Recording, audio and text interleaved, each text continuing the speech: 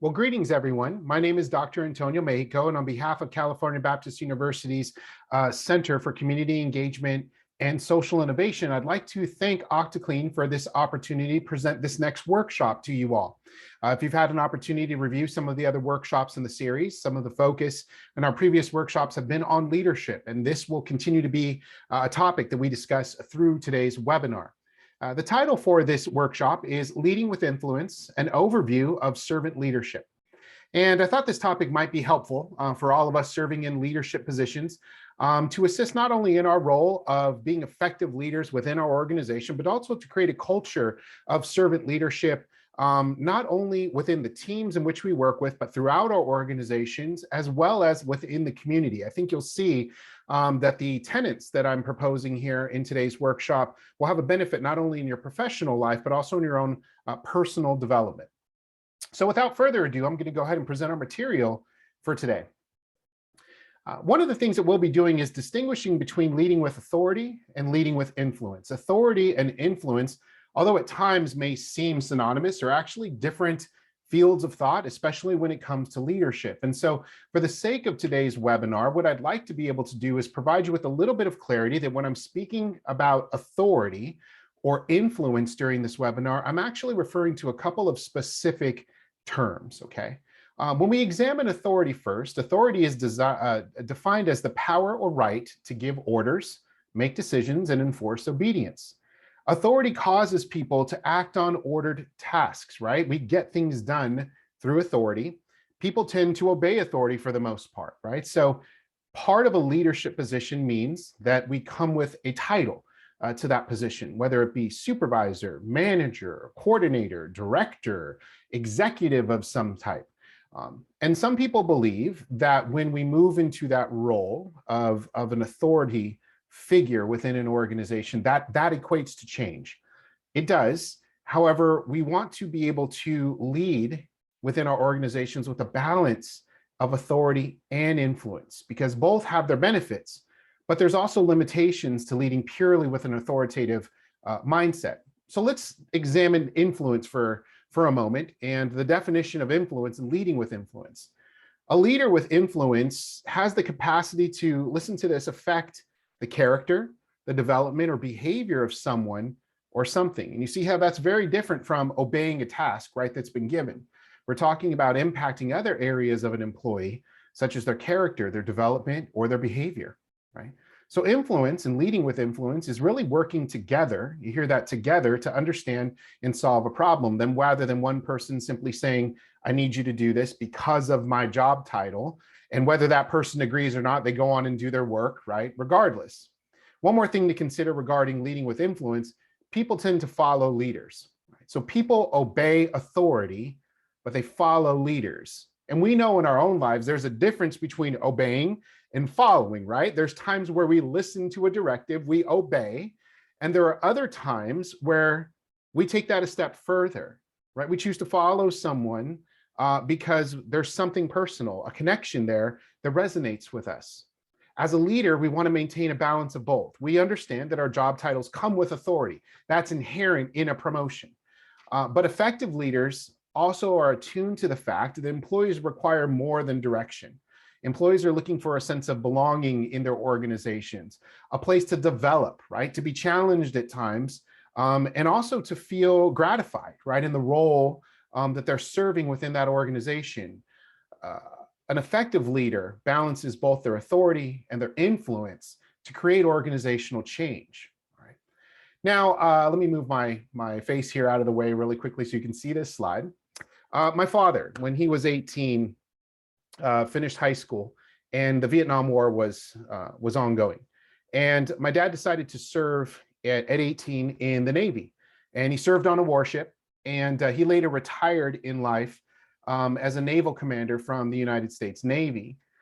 And so as a result of that, I got to hang around with a lot of Navy folks and a lot of sailors and things like that. And I learned a little something about the Navy that was always fascinating to me. And one day, a group of my dad's friends were all over, and they were talking about ships and serving on them. They talked about the wake of a ship. The wake of the ship is this froth, right, that gets kicked up in the path of a ship here, the wake, as the ship carves through the water and it leaves behind it, you see these trails of dark water, light water, white froth right here. This is referred to as the wake of the ship. In the Navy, there are specific folks that are actually hired to conduct what we call wake analysis, where individuals actually examine the wakes of these ships through aerial photos and ships, actually photos just like this.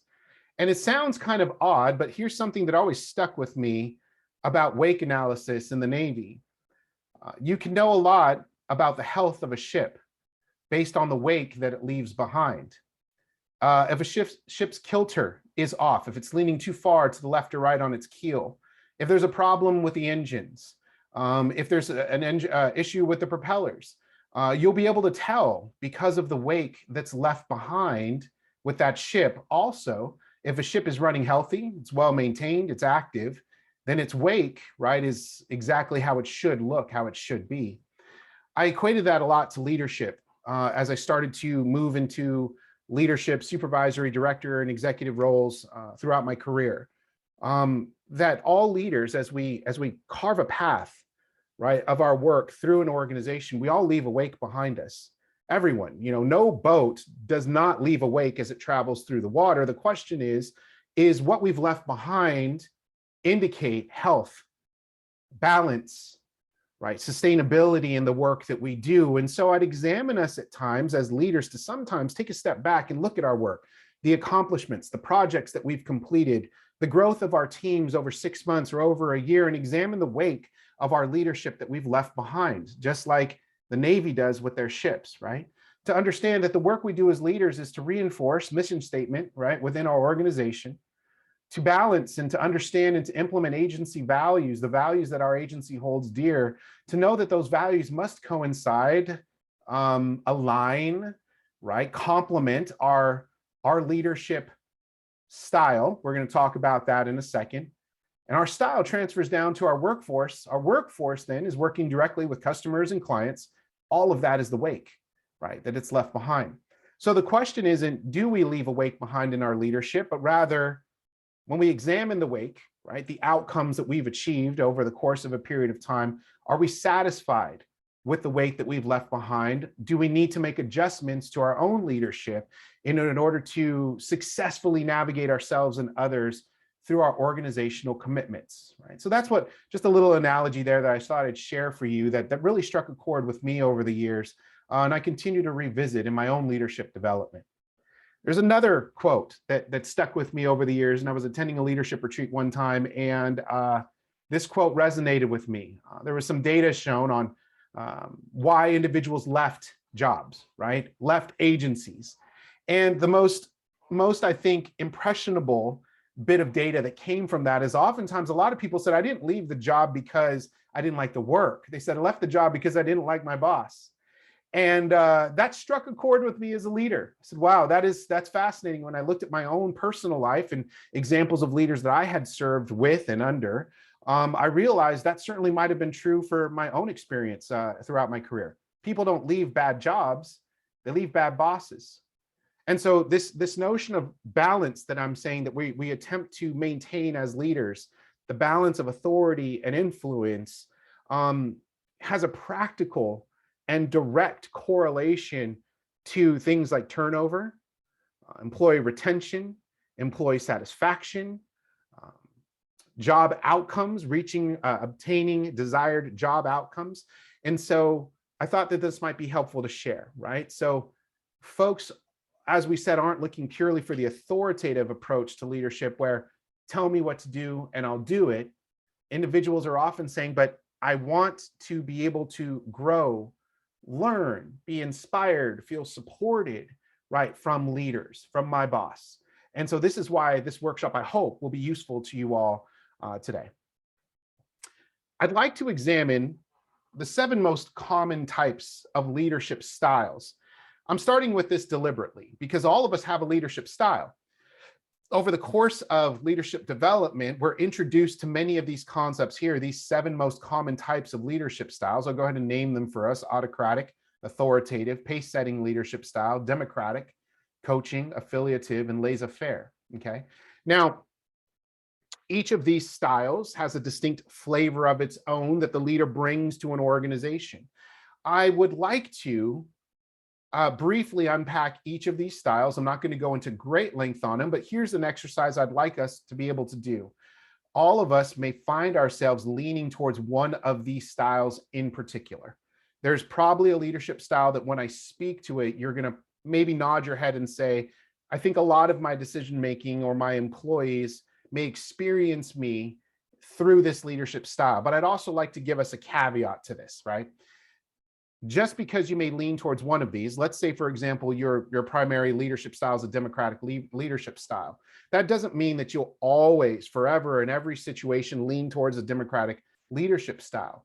There may be circumstances, challenges, time pressures, sizes of tasks, volume of what's being requested of you as a leader that may push you at times into other of these leadership styles. So for example, if things get really busy and they're high stress situations and you have a short period of time to accomplish a large period of work, a large amount of work, you may find yourself shifting into autocratic leadership style.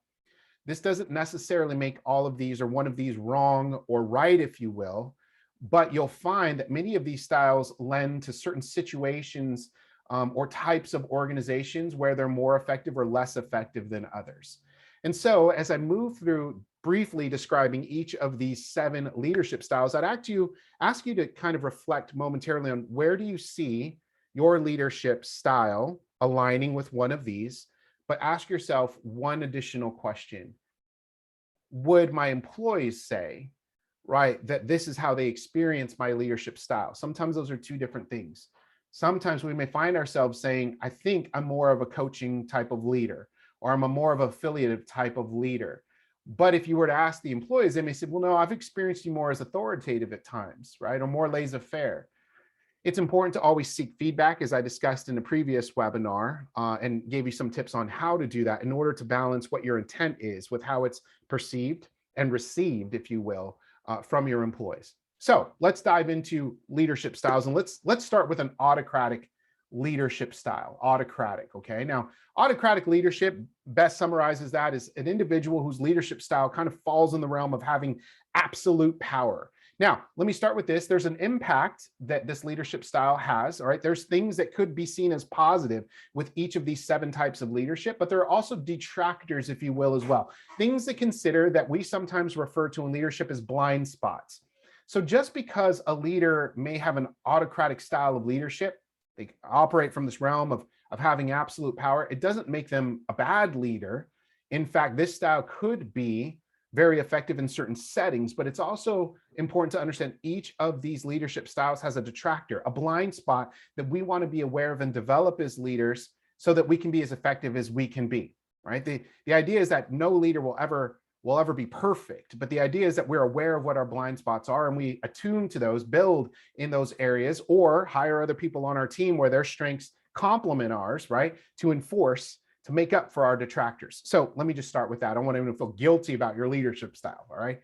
Let's talk about the impact, right, of autocratic leaders. Autocratic leaders follow a mindset of follow me, right? Follow me. I'm leading, I'm in charge, follow me. Autocratic leaders can often possess vision. They know where they need their team or an organization to go, and they're good at mapping the way, engaging and energizing teams, right? So an autocratic leader may say, look, I've got a clear vision on where we need to be in this project. All I need you to do is get on board and follow me. And they may be good at giving you the pep talks and inspiring speeches, right? And getting everyone on board and saying, yeah, I want to achieve that goal with you, right?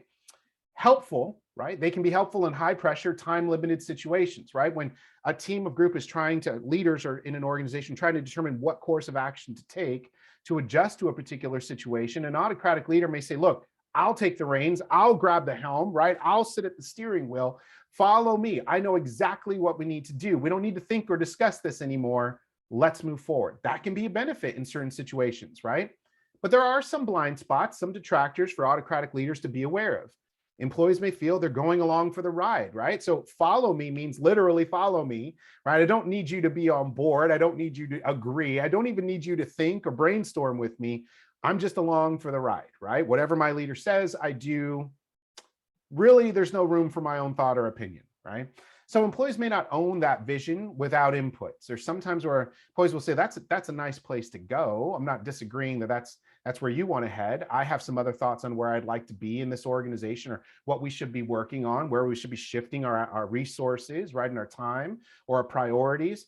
So they may say, you know what, that's your vision though, that's not mine. And what happens with that is when someone doesn't share in a vision, if we don't have buy-in, as we refer to in leadership, then sometimes we don't get the full investment, right, from our employees.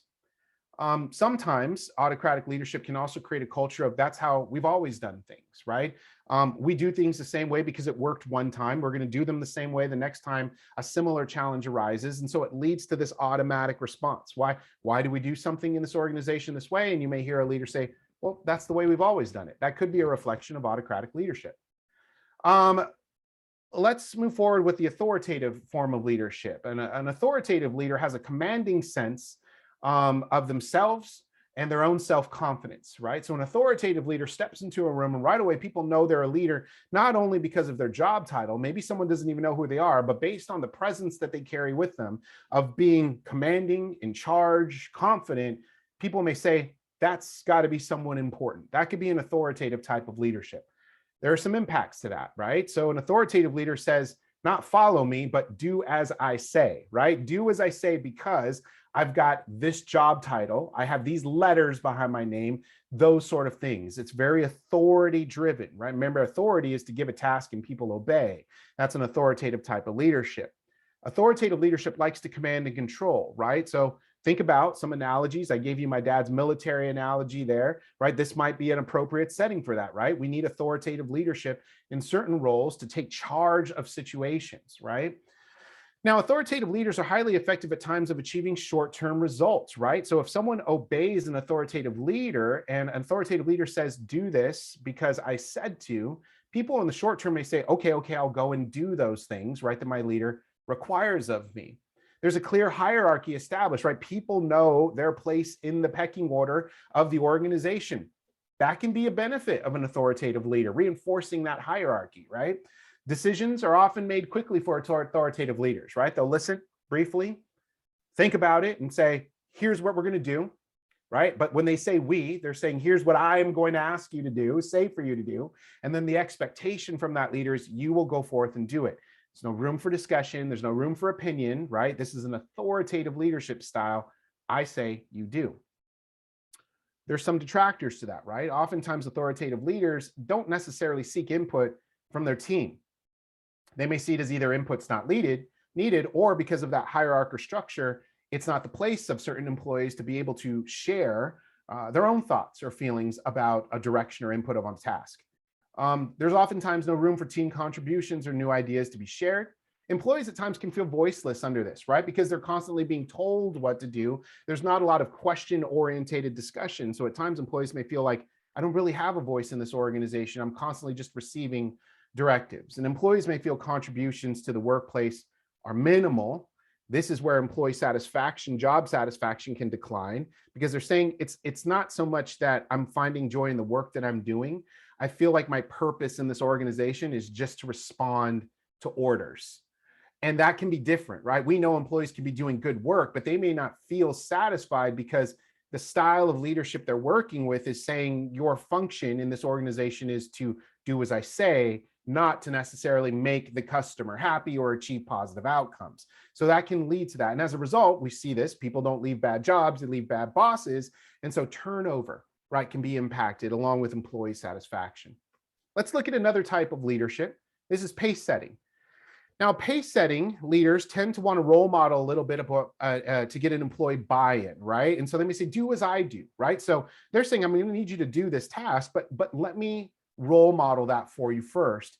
Pace setting leaders can come across as very driven. They're often tend to be very agile, willing to pivot and move as things change within the workplace. Many times pace setting leaders are open to new ideas and strategies. They may not necessarily seek them out, but if an employee says, hey boss, I've got an idea. What if we were to do this instead of this? A pace setting leader may say, let me try that. In fact, and if it works out, let's all do it that way. So that could be a form of pace setting leadership. Pace setting leadership sets the pace for those under them. Now, there are some detractors, of course, blind spots to be aware of. It may be difficult for employees with differing work styles to work with a pace-setting leadership. There are some employees that prefer to say, look, just tell me what to do so I can do it, right? That's what makes me feel comfortable. So they may lean towards or favor, an autocratic or authoritative style of leadership. This may not be their jam, right? Pace setting leaders, they set a pace for employees. And so sometimes there's this constant go culture that can lead to burnout for long-term employees. Let me distinguish that, right? Pace setting leaders aren't necessarily trying to burn out their employees, but they're so driven, right, in accomplishing tasks, and they want everyone to follow along. They may not pick up on the fact that some folks are maybe moving at a pace that's a little faster than what they're comfortable with. Sometimes people need time to sort of wind down, if you will, between tasks, gather their thoughts and pick up another task. And pace setting leaders may not always see that. And that can lead to burnout for long-term employees. The projects may be broad, but shallow. So a pace setting leader is open to all ideas. Let me see. That's a great idea. Let's do that. That's another great idea. Well, let's throw that into the mix. That's another great idea. I don't want to let that opportunity pass.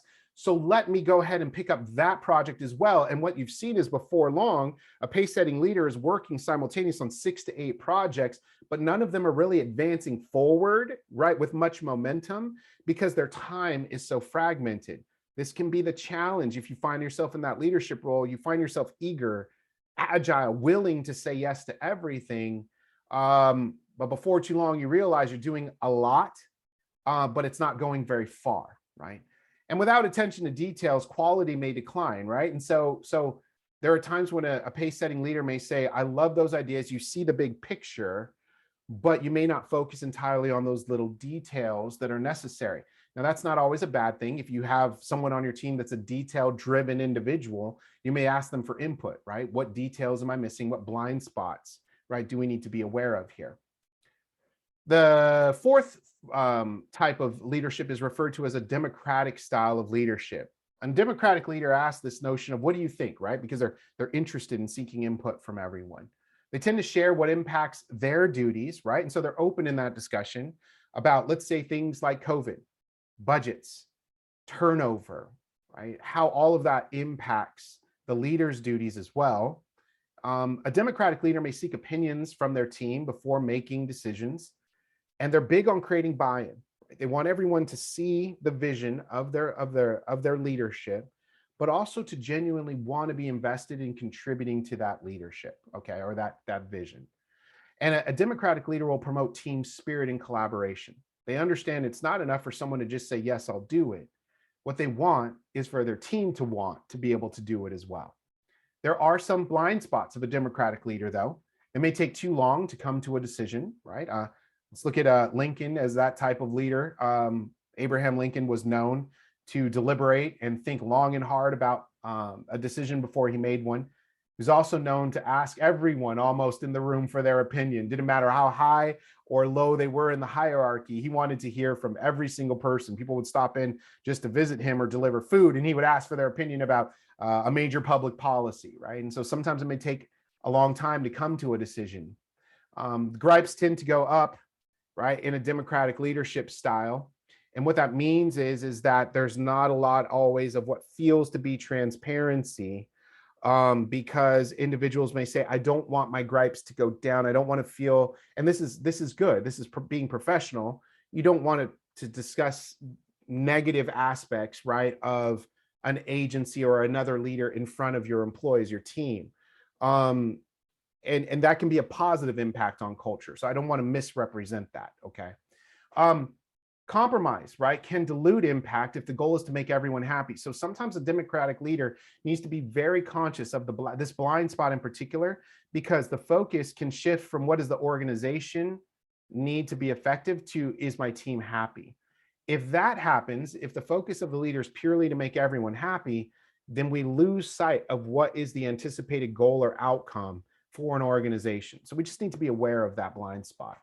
Not all employees are team players, right? We know this. It is the reality, right? There's some people that come in and say, I don't care about all the personal lovey-dovey development stuff. I'm here to get a paycheck, right? So you tell me to do something, I do it, you pay me, that's our agreement.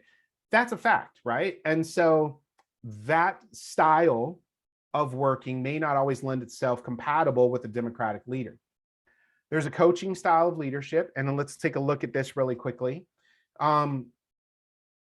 A coaching style leadership says, well, have we considered these things, right? They're offering input in a coaching style of, I think we could go that route on a task. Have we considered A, B, and C? They may view employees as reservoirs of talent, right? These are all individuals that have potential. The question is, have we tapped into their potential fully? Are they on the right seat on the bus, right? To be the most effective employee they can be. Open hearts and open doors is something that's common. You'll hear a coaching leader say, right, is that my door is always open. You can come in at any time. They believe everyone has it in them, right, to succeed. There's this optimistic view of every employee. Detractors could be maintenance employees may feel pressure with this model, right? There's some employees, like I said, they're there, they're good at what they do. They're not particularly great, and they're not bad at what they do either. They're there doing exactly what the expectation is.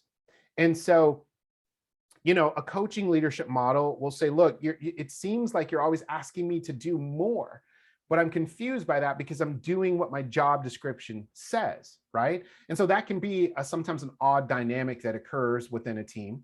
There may not be enough right seats on the bus for everyone.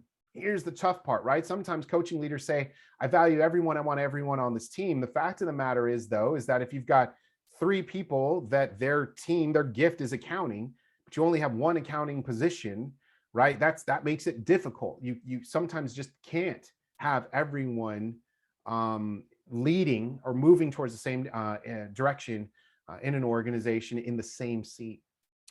Leader burnout can occur, right? In the process, if we lose this notion of, at times I've just got to take the helm, right? I can't always consider every single outcome that can take place. The leader themselves can be burnt out in this process of trying to extract the most potential out of everyone.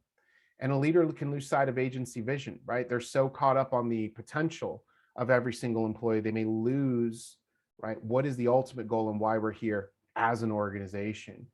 Now, it's not necessarily a bad thing. I find myself doing this from time to time, is that coaching leaders may also hire more for aptitude than competency because they see that potential, right? So sometimes leaders may say, well, look, I know this person has not necessarily had a background in this industry. They may have never done this work before, but I see potential in them, right? That's okay. Sometimes it's fine to hire for aptitude, but there are times, as you know, when there's high stakes contracts on the line, jobs need to get done and they need to be done well. You may not have the time to pour training into everyone, right? A high volume of green employees. You may need employees with competence, right? Confidence and expertise, years of expertise in an area in order for your projects to go well.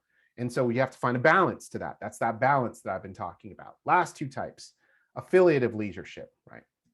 Affiliative leadership discusses this notion of people come first.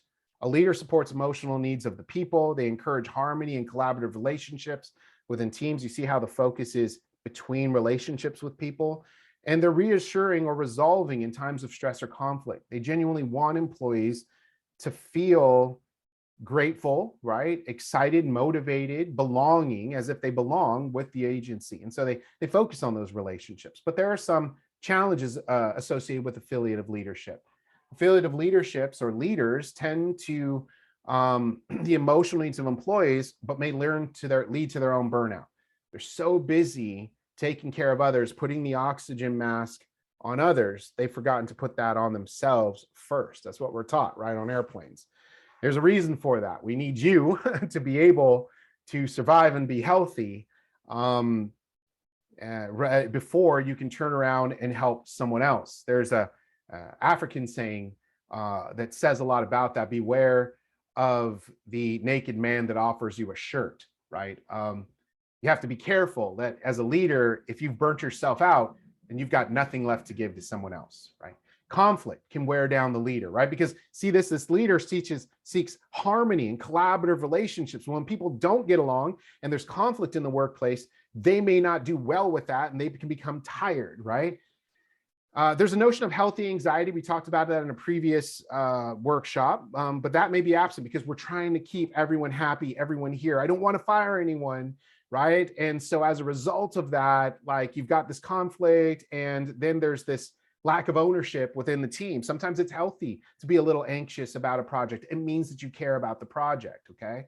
And so we have that turnover that may be delayed. You've got people that are there that are burnt out, that we are sometimes in this role avoiding tough conversations with because we want harmony, right? We don't want conflict. The last type of leadership is called laissez-faire leadership. Some of you may be familiar with this term. Now, it's the direct opposite of autocratic. So a leader who takes more of a laissez-faire approach is looking for the least amount of oversight possible. Like, they genuinely don't want to micromanage, right? And they want to kind of just flow. Like, we'll just go with the flow here, right?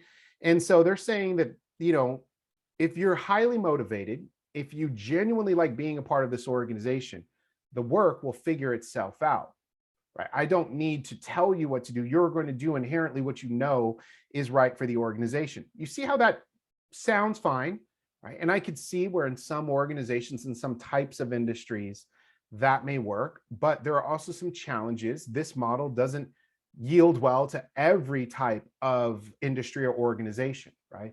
So some blind spots to be aware of this type of leadership: the leader may appear to be aloof, right, or disconnected from their employees or even the mission of the organization. They kind of just seem like they're floating around. Yeah, we'll kind of deal with that as it comes up. We can address that concern. It'll happen when it'll happen, right? And people are saying, no, I'm looking for leadership, right? I'm looking for direction. Can you give me direction? Don't worry about the direction. Like, the direction will reveal itself. And some people are like, I don't work well with that type of style, right? They can create purpose drift, right? Because without clear direction of, look, here's our priority, right? As a department, as a team, here's our major goals that we need to accomplish this quarter, this month, this week, right? People can start to feel like, well, I kind of feel like we just show up and it's whatever is whatever, right? And so it can create purpose drift within an organization because it lacks that clarity, that leadership. Leadership may be undermined because people will say, look, if they're not going to step into that role, I'll just start telling people what to do. And that's not always a positive thing, right? And changes may not be communicated timely or clearly to employees. Remember, employees do, as much as they want a leader that's supportive, they do also need someone that's driving the mission, the direction of tasks that need to be accomplished in an organization. And so if that's not communicated in a timely or clear fashion, that can lead to frustration within the workforce. All right. Now, I examined those 7 types of leadership, and hopefully there was a couple that you cued in on that you may find yourself gravitating to. That's your leadership style. That's your style. That's how your leadership may manifest itself in the workplace. But it's important to distinguish that that's not necessarily the source of your leadership. One thing is to determine how your leadership emerges and is experienced by others, but the other part is to determine, where does that leadership style come from, right? And so it's always important to kind of reflect on your own leadership style. And maybe one day, when you have a moment, a quiet time, maybe after this workshop, I'd ask you to consider your leadership style, right? Your style, like I said, those 7 types are fluid, they're situational, right? You may find yourself leaning towards one style based on what you've got going on at work that week, and you may cross over into another based on another task you've been given. But your style is rooted in your philosophy, which emanates from your values. So everyone has a distinct way of viewing the world. We see the world as the glass half full, half empty. Right? We may see people as innately good. We may see people as innately bad, whatever the case is. But that style is connected to a philosophy of how we see the world, which is inherent to our values. So I'd ask yourselves to consider, like, what are your values? We have values sometimes of family, let's say, work ethic, right? Maybe it's a value of faith in what you believe and who you worship. Maybe there's a value inherent of getting a job done and doing it well, right? Quality over quantity. There are different values that we walk around with in our life. There are also previous experiences that we've had with other leaders that heavily influence our style, right? So I've probably over the course of my career learned equally as much, not only from those employers, my bosses that were great, but I've learned equally as much from those bosses that maybe weren't so great, right? That heavily influenced my leadership style over the years. There were some times where working under, let's say, an authoritative leadership role for 5 years or so, or whatever the case was, I may distinctly look at that and say, you know what, I don't think that's going to be my style. I'm not going to approach work that way with my employees because I knew how that made me feel, right? Working under that particular type of leadership style. So those are things that can impact your style as well. So I'd ask you to consider, where do the source of your values come from, right? That's a personal question for you to reflect on. Do your values come from a place of how you were raised as a child? Do your values come from how you saw your parents or your caregivers manage life, right? Some of us can reflect work ethic because we've seen our parents, like mine, perhaps on both sides, came from immigrant families, and they worked very hard to get to where they were. That instilled a work ethic in me, where a work ethic is treasured and the job has to be done well, right? Those came from my upbringing. And so I'd ask you to reflect on, where do your values come from, right? If you look at this picture right here, this is like a brook, right? Where a stream of water, where it comes from, right? And your style is the brook. Okay, it's flowing, right, from the spring. That's the water all around it. But your values are here. Your values are the spring. I say that because some people say, I don't know if I can change my leadership style. And they say, even though I want to, I don't know if I can shift from authoritative to democratic or coaching, whatever the case is, pace setting. But I ask you to consider, sometimes it's not as difficult as you think. If we spend time examining our values, where do our values come from? And what do we hold dear to our hearts? We can ask ourselves, does our leadership style get us there, right? In communicating those values to our employees? What's left in the wake, right, of our leadership? Is that what we want as a desired outcome for ourselves and our organization? So I'd ask a hard question sometimes, is, are we merely professing our values, or are we really practicing them? If our value is work ethic, and we were to ask our employees, what do you think of Dr. Mexico's work ethic? And they said, you know what, he's kind of flighty, he doesn't show up on time, he's barely here, he calls out sick a lot.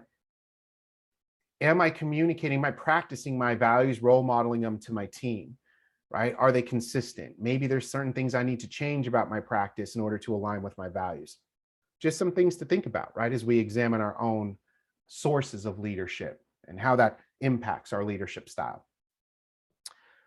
I'd like to spend some time really quickly and in this part of the workshop discussing how our leadership styles are also impacted by this constant balance. When we're discussing leading through influence or authority, it's heavily influenced through what we do in managing our daily work as supervisors, as leaders in an organization, of managing the urgent versus the important. I'd like to distinguish between these two because I hope it provides clarity. Over the years, this is something that helped me very much in my career, because I started to understand the difference between some of the roles that I was doing that were urgent. And I thought urgent was always important, and I realized important is something very different. Eisenhower had said, what is important is seldom urgent, and what is urgent is seldom important. And that's because Eisenhower understood the distinct differences between these roles. As a leader, we're often managing in the urgent. Okay, the urgent. The urgent is a task that requires your immediate attention, something that has to be settled right now. It can feel important while we're managing it, but in leadership scopes and roles and development, we understand that the urgent is not always important, though, because we understand that the important aspects of what we're leading and managing are the projects that contribute to, listen to this, long-term goals, long-term mission, right? Long-term values, long-term vision within an organization, the long-term, more beyond what's required now. So let me give you some examples, right? And you may find yourselves doing this. You wake up in the morning, you come to work, and maybe there's a long-term vision or project that your boss has asked you to speak into, to develop, to think about. Maybe it's just something on your heart that you want to promote, to propose to your boss. But this is what happens. You get into the office and you find yourselves dealing with this, right? You're put in reactive mode right away because two people aren't getting along in the workplace. There was a complaint filed by a customer, right? There's a lack of folks on hand because maybe several people called out sick, right? There's a supply chain shortage of the materials that you need to do a job successfully, right? So you're put in this reactive mode right away. What happens is that becomes your focus for the next, 30 minutes, hour, 5 hours, whatever the case is. It's that one thing that you're focused on. Some emails can seem urgent, right? You see that email pop forward and you're like, oh my gosh, there goes my afternoon, right? Acute conflict at work, health crises that come up, right? Sudden essential repairs. Think about that, to materials, machinery, whatever the case is. and suddenly everything kind of comes to a grinding halt. Those are urgent. But under this understanding of leadership, these definitions here, those aren't always important. In our lives, we realize that the important lead us to be proactive rather than reactive, that we can get ahead of situations that we anticipate and plan for them, like our finances and things like this. When we're in the proactive, we're managing the important, this allows us to be creative in our thoughts. We can actually sit and dream about what our job, our agency can look like 5, 10 years out. I'd seen a statistic in a study that in China, several large companies, they set 100-year plans for their agencies. Right? Imagine that, an agency, a business saying, we're setting a 100-year business plan for ourselves, knowing that that's what's important, the long-term existence of the business, of the company, knowing that leaders will come and go, but we're focused on long-term vision, mission, right? When we think about in our own lives, the important pieces, we talk about self-care, right? What good is it to come to work and try to lead others when we're burnt out and angry and frustrated and we haven't taken care of ourselves? We value family time, right? Many of us say, this is the rewarding time of my life. This is what I'm working for, my family. That's the important, that's not the urgent, right? That takes time to develop, years to develop a relationship with your family, time with your partner or spouse. This is the important, different from the urgent. Volunteering, right? Doing something not because you're paid, serving others because you genuinely want to make an impact in this world. That's important, different from urgent, right? Exercising, think about that. How many times have we said, I'm going to get to the gym by this time today? And the urgent comes up at work, the emails, the arguing, the shortage supply chain, all of that. And suddenly we find ourselves saying, I can get to the gym tomorrow, right? Or I'm too tired to work out. We're so busy managing the urgent, we've neglected the important, right? So as you go about your day in your leadership role, sometimes it's helpful to sit down and look at your calendar or just look at what transpired that day, reflect at the end of your day and say, how much time did I spend managing the urgent, right? And where did that keep me from the important? Sometimes we need to create shifts in our own workplace, right? We're seeking input from our team on a task, and they're so occupied with what else is going on during the week and the goals that you have to accomplish that day. And you're saying, forget all about that for a minute here, right? Let's have an hour and a half, 90-minute conversation on what can be rather than what is. That's shifting team's mindset from the urgent to the important. And we balance both. We need to do both as leaders, but we also need to create time for both. Okay. I'd like to introduce this concept of servant leadership to you. And the reason being is because about now 15 years of serving in supervisory, executive roles, things like that, servant leadership has certainly been a helpful tool for me to have in my mind to apply. We don't have a lot more time left in the webinar today, so I wanted to leave you with something to think about here in the next few slides. We've identified leadership style. We've discussed where our sources of leadership come from. We talked about managing the urgent and the important.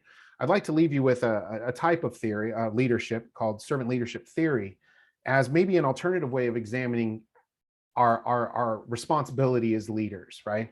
This term servant leadership theory was actually coined by this gentleman here, Robert Greenleaf, in 1970. So it's not something fancy new, but you've heard this term probably discussed in various leadership roles or retreats or what have you. It's something that's very popular to discuss because it's distinct. It's something different. And over the years, I've adopted this type of leadership, and it's very helpful for me as an individual. It's proven helpful for my organization. So I wanted to share it with you. So a servant leader, okay, and according to servant leadership theory, according to Mr. Greenleaf, servant leader focuses primarily on the growth, listen to this, on the growth and the well-being of people and the communities to which they belong. While traditional leadership generally involves the accumulation and exercise of power, we heard that right in some of our definitions of leadership style, by one at the top of the pyramid, the servant leader is different. The servant leader shares power, puts the needs of others first, and helps people develop and perform as highly as possible. So you see, a servant leader is here not only, and more importantly, not primarily to serve themselves or their own ego. A servant leader is here to serve their team and their institution, their organization, which in turn impacts the community. And I think about the work that you're all doing, and you have a direct impact on the community health, a sense of creating community safety, a sense of creating community pride, right? And so your work, right, is really important to address, and I think pairs well with this notion of servant leadership. There are some characteristics of being a servant leader. This is a theoretical thought, but it has a direct practice implication for all of us as leaders. Servant leadership seeks, listen to this, to move management and personnel interaction away from controlling activities and toward collaborative relationships. Think about how helpful that is for your customers, right? To know that you're there to collaborate with them to meet their needs. Your team would want to know that as well, that my boss is here. And yes, there are going to be times where my boss says, I need you to do this because it's policy or because it's procedure. But at the same time, your boss says there are other opportunities for us to dream together, to have ideas together, to collaborate on tasks, not just to do what I ask you to do, right? That leads into employee satisfaction. The authority figure in a servant leadership environment attempts to promote innovation, empower employees, and assure well-being of those around them. Think about that. If you had a boss that was there to promote innovation, to empower you, and to assure your well-being, right, you'd probably stay, right? Remember, we don't leave bad jobs, we leave bad bosses. Think about that. Servant leadership also claims to develop leadership qualities in others. So imagine maybe I'm in this organization and I'm new and I'm just starting out at a level down here, but I have dreams of becoming a supervisor, a franchise owner, whatever the case is. Maybe this is the place where I can be developed, right? And that's where a lot of my growth has come over the years, is that I've been blessed to work in organizations that invested in me and my leadership, right? This leadership style requires an individual to demonstrate characteristics such as, and listen to this, I'm going to unpack these later, empathy, listening, stewardship, and commitment to the personal growth of others. So leadership isn't always about do as I say, follow me, right? It's saying you're going through something tough right now, right? You're worried about your children. You're worried about your spouse's health, right? You're worried about, the bills, right? You bring all that into the workplace. I may not be able to figure all of that out for you as a leader, but I can understand that you're going through a difficult time. I'm willing to hear you out, right? And let's talk about how I can support you in your role. Servant leadership is not suitable for all situations, right? Remember, I think I had told you an authoritative style of leadership is going to work well with the military, right? So, a sergeant or a commander, right, isn't going to say, will you talk to me about, how you feel about taking that hill over there? I'd like to seek your input on how we go about taking that hill, right? No, a military leader is going to say, go take the hill. And I need you to listen and go take the hill and accomplish that job, right? And so this, though, I think this type of servant leadership does pair well with Octoclean in your organization. Pros and cons of servant leadership, just like we've got detractors and impact for other styles of leadership. Pros of servant leadership: leaders earn respect of others. They're often a shared vision and greater trust between supervisor and team. Employees' opinion, contributions to company decisions make for better outcomes because everyone's involved, and individuals advance in a supportive environment. They stay because they feel supported. The cons of leadership: few leaders are familiar with this type of leadership. Some of you may have never heard of servant leadership prior to this training. That's normal, and that's something that we can conquer. There's a lot of books on this, and Greenleaf wrote one, as well as a few others. Adopting this type of leadership may require difficult cultural changes, right? Because organizations may not have operated from this form of leadership style before. And so it can create change. It needs time for everyone to buy in, adopt, and implement this style of leadership. This type of leadership is not conducive to making rapid decisions. So there's going to be times, as I said, where leadership is situational, right? And so you could be a servant leader, but you understand there's also a time where decisions need to be made quickly, especially given a pandemic, right? Life changes overnight. Lockdowns are implemented, and quickly a leader has to determine, here's where we need to be today, and I've got to give some thought to where we need to be a couple of months or even a year from now, right, in order for us to be able to sustain, right? So, there's times when we've got to shift our leadership style, and staff may have responsibilities that are beyond their capability, right? And so at times, a servant leader has to say, let me just make sure and revisit everyone's on the right seat on the bus, right? I'm not requiring something of someone that's maybe outside of their skill set or their competence or experience, right? Now, there are 10 characteristics of servant leadership. I notioned some of those there. I'm not going to dive into all of these, but here's one thing to consider as a servant leader. Rather than being focused on do as I say, right, follow me, think about how this is distinctively different. A servant leader emulates these 10 characteristics in the work they're doing within their teams and their organizations. Servant leaders listen. They demonstrate empathy for others. That means feeling with another person. Empathy means feeling with another person, not feeling for, feeling with, right? Healing, saying there's a place to heal. Now, it sounds kind of odd in the workplace, right? But if we're not well, with one another, we won't be well with our customers, right? They have an awareness of what's going on. They have persuasion. You hear that? Authority versus influence. They have persuasion. They can persuade people to do things because people have bought in. They say, I don't always understand what you're asking me to do, but I trust you. And therefore, you can persuade me to do something that maybe would have been a no, right? Before knowing you. They can conceptualize what's going to happen, what needs to happen. They have the foresight to look ahead and be able to say, yeah, things are good right now, but I see some shifts occurring in the field. I think we need to pivot, right? Stewardship. They're saying we need to be responsible with our resources and our assets, right? If we want to be around another 10, 20, 30, 40 years as an organization, in China, 100 years, we have a responsibility to our employees, to the community, to be stewards of our resources.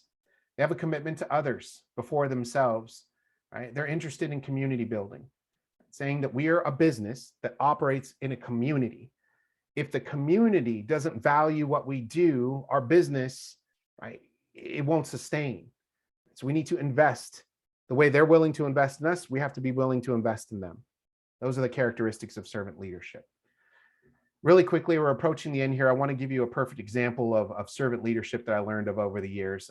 Some of you may be familiar with the Ritz-Carlton, right? And this is a little personal story of mine. The Ritz-Carlton, fancy hotel, right? Super expensive, way out of my budget, but also known for excellent customer service. The president of the Ritz-Carlton is Horst Schulze, okay? Now, Mr. Schulze has this $2,000 rule that he implemented with all his employees. But before I tell you about that rule, let me share with you a really quick story. I had never at that time in my life stayed at a Ritz-Carlton, and it was part of a wedding party that was going to the hotel. The bride and groom had paid for all of us to stay at this fancy Ritz-Carlton hotel. And we're coming in and everyone's really excited. I'm in a large group of like 10 people. And everyone's really excited to have dinner that night and the wedding rehearsal dinner and all of those kind of things. People were bringing in bottles of wine in order to celebrate over dinner and all of this. It was just a beautiful mood. We walk into these gorgeous hotels in the lobby and marble floors and marble pillars and a beautiful front desk and everything was just gorgeous. And on accident, while walking into the lobby with white marble floors, someone accidentally drops a bottle of red wine on the floor, and it shatters onto the marble floor. And all of us look down instantly and we're like, oh my gosh, what is going to happen, right? We had not been in this Ritz-Carlton hotel for 10 minutes and a bottle of red wine on a white marble floor is on the ground without missing a beat.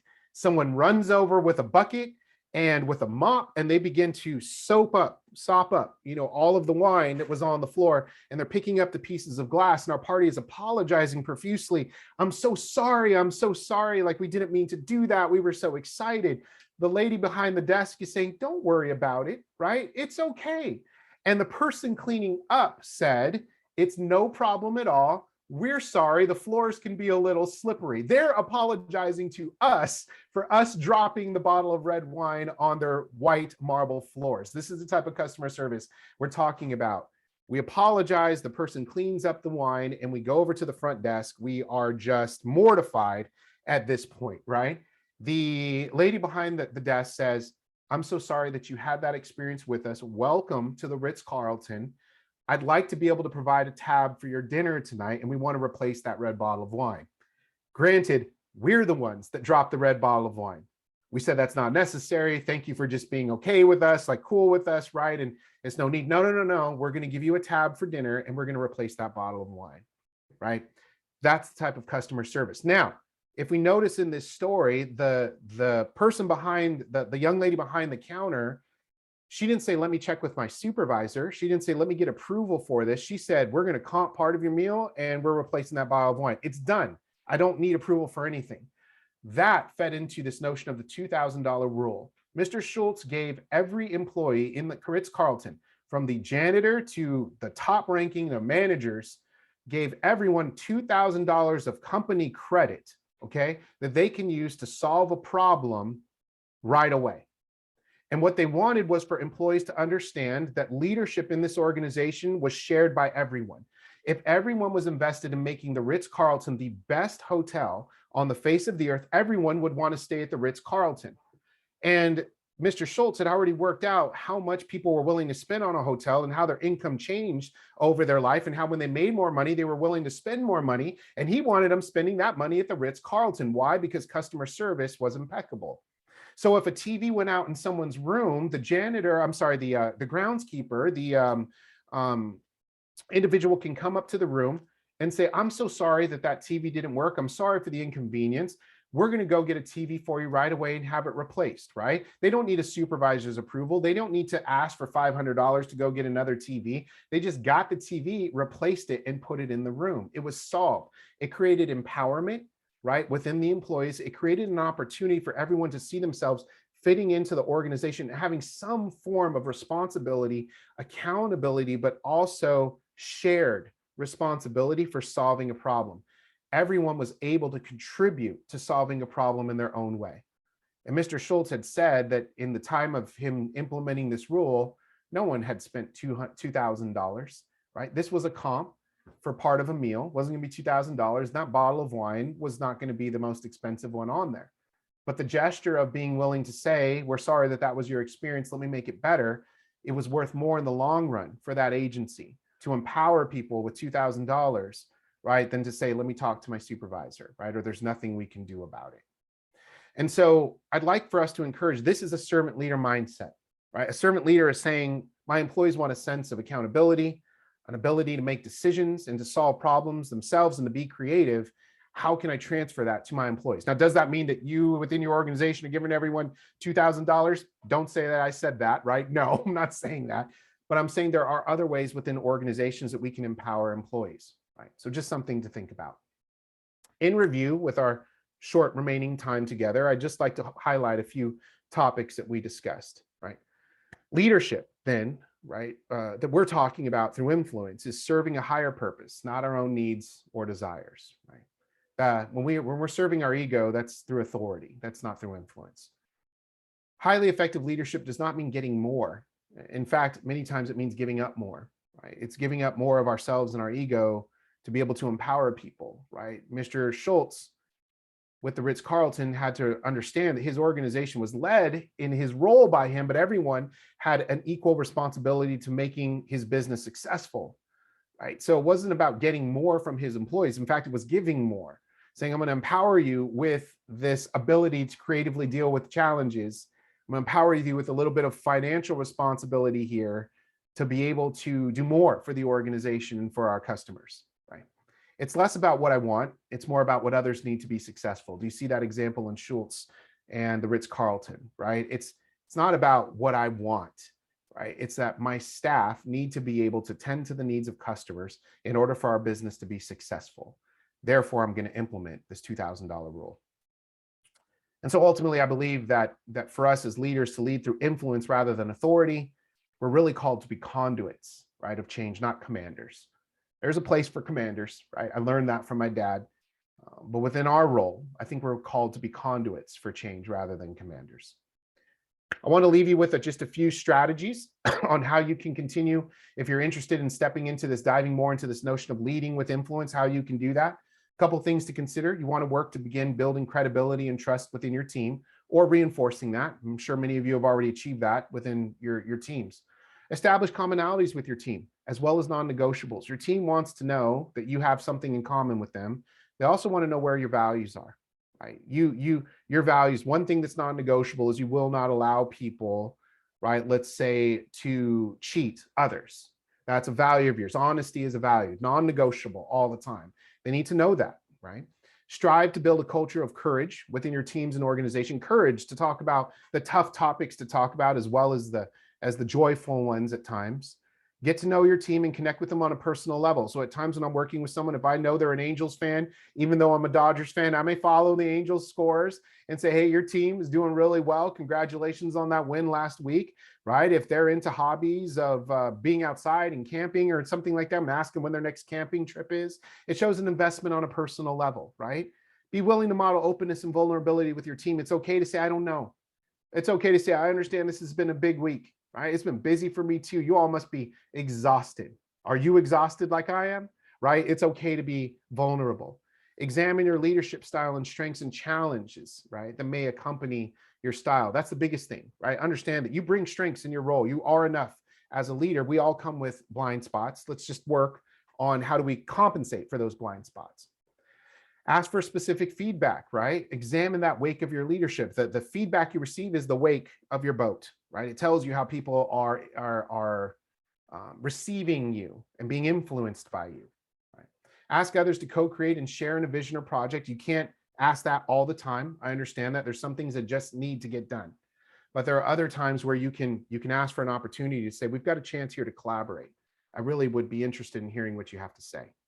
Right? Involve others early, or at least as early as possible. That's a good way of avoiding people saying, I didn't know, they never tell me anything here. I'm always the last to know. Whenever you can share that information, it's helpful to say, just receive some information. I'm sharing it as I get it.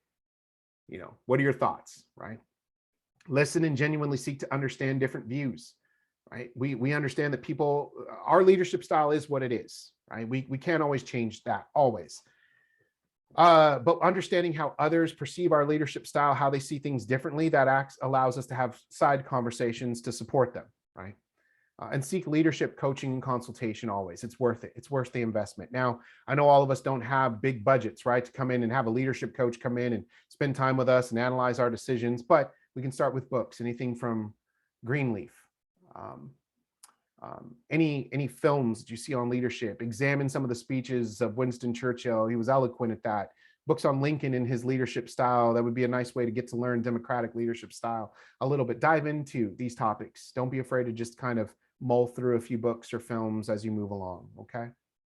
I want to say thank you all so much for your time. Thank you so much for your investment in this webinar. It's been an absolute honor to provide this content to you. I wish you all the absolute best in your work. I hope you found this helpful. Thank you all and take care.